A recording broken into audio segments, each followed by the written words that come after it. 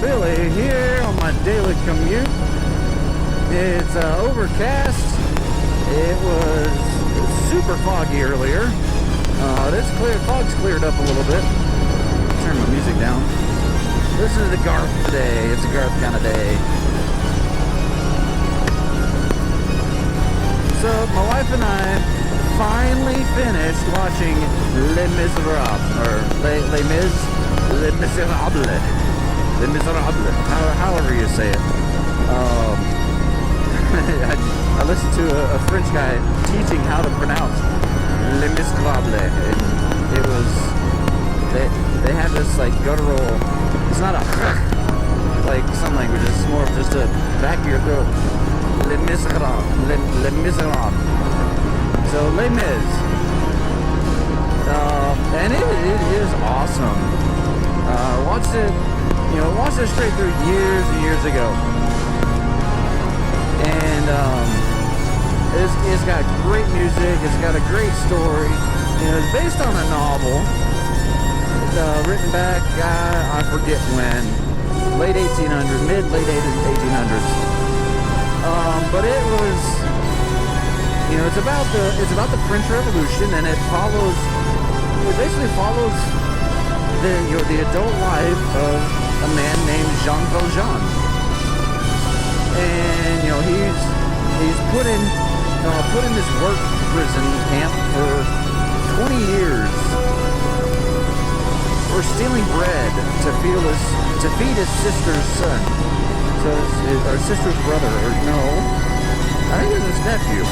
So to help family steal some bread, he gets thrown in prison for 20 years, and then he breaks parole. He's supposed to have parole where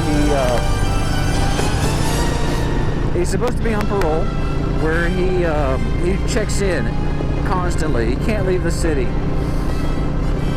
So he's had enough. He leaves, and it's following his story, his path of redemption. Along the way, they have the French Revolution. So, and I mean, it's a great show. I wish I could see it on stage. Right up there with Phantom of the Opera. There's some things that I want to see on stage that I love. I love the music of Phantom of the Opera. I love the music of Les Mis. I love a lot of Andrew Lloyd Webber stuff. But getting there, of course, there's not an opera theater or a theater anywhere like that down here. I think the Fox Theater in Atlanta is usually where the Phantom goes. I don't know when that's going to happen again, because with all this pandemic going on, musicians are basically out of work. So yeah, we finally finished it. It took us like a week because we'd watch it in like 20 to 30 minute segments as Wesley's getting ready for bed. And then when he goes to bed, we're like, yeah, we're done. Let's go to bed. I'm so tired. But we finally finished it last night. Man, when Fontaine comes to gets him at the end, that gets me right in the chest. Because here, I mean, he's been on the run for basically his whole adult life, and always looking over his shoulder, always looking to be taken back to prison. But he shows his path of redemption, and ultimately, he's permitted into heaven.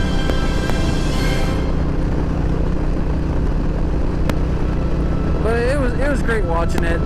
The "Do You Hear the People Sing?" Man, that is an anthem of anybody who's felt slighted or jaded or felt oppressed. Oh, excuse me. That little hiccup there. Hiccup and a burp, But anyone who's been oppressed, who's felt like they've just been held down and kept back despite all of their best efforts. And man, when that comes on, like, I just want to sing it and be right up there with them saying, yeah. But yeah, I like musicals and opera. You know, operas I can understand. I've seen some musicals, some operas, whatever. Some stage productions I've got to see. I got to see Guys and Dolls. I've seen Chicago, Ragtime, Don Juan, which is a Mozart opera. The Don Juan, I couldn't understand it. They're supposed to have, like, above the stage, they're supposed to have superscripts of the English translation, because it's all in German. But for the half of the show, it didn't work. And then, when it did work, you're, like, trying to read that, trying to watch the stage, read, watch. And, I mean, it's kind of like watching subtitles on a foreign movie. You can't get the full experience. But, I mean, the music was good, and a lot of my friends from college were in that production. And so it was neat seeing that. But on my bucket list is definitely Phantom of the Opera, Les Mis, and any others. I mean, really, I love music. I mean, my degree was in music, so I was, you know, for 6 years in college, it was like 5.5, I think, I was immersed in music. You know, my thing was instrumental, but, you know, I did the choir. They had men's choir, and when it worked with my schedule, I did it.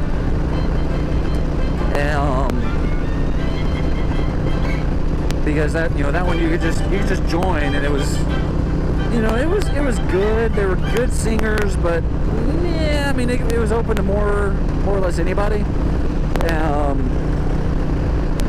And so, you know, no, we're not going to go to Carnegie Hall or anything like that. But we did sing some fun songs.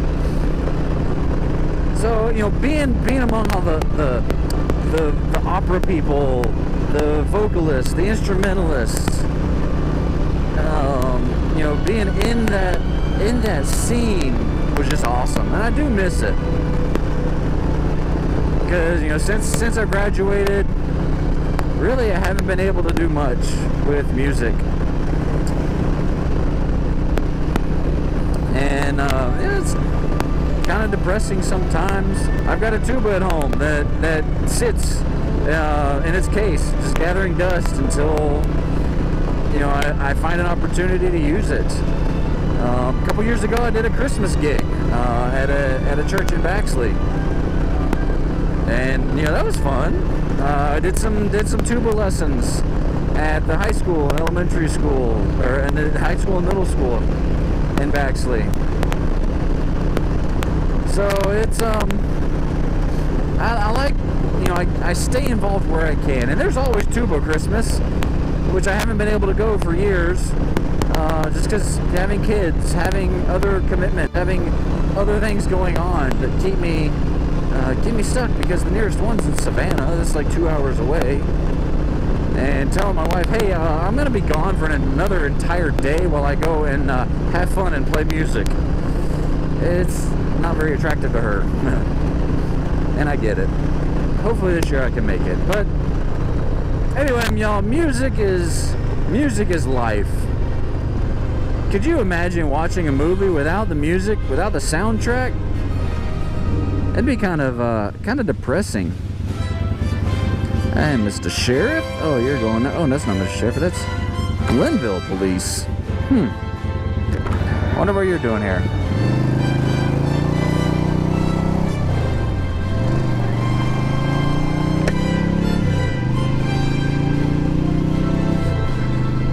That turn is kind of awkward because it's more than 90 degrees.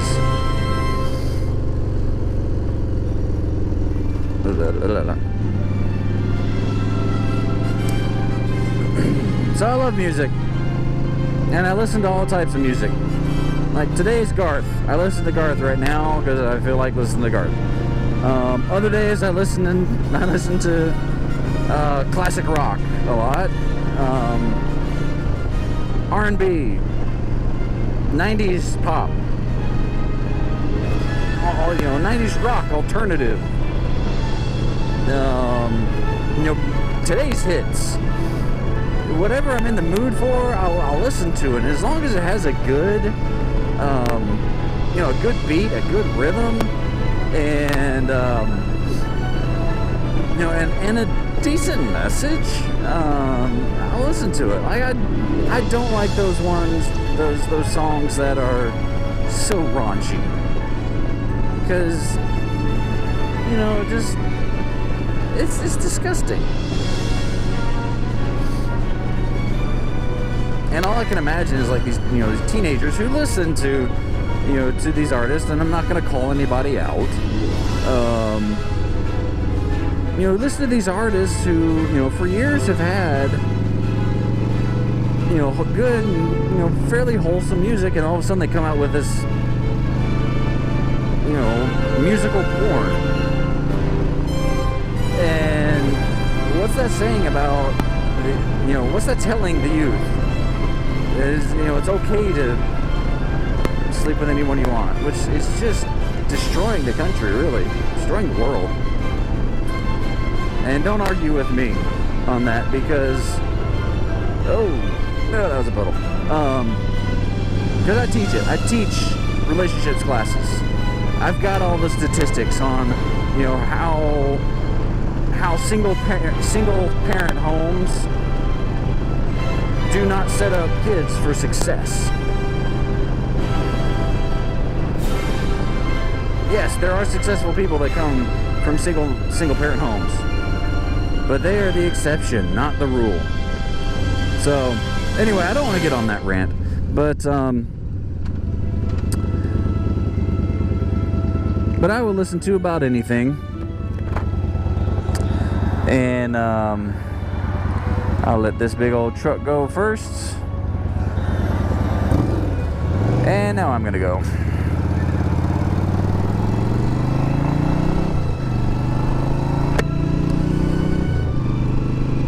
But anyway,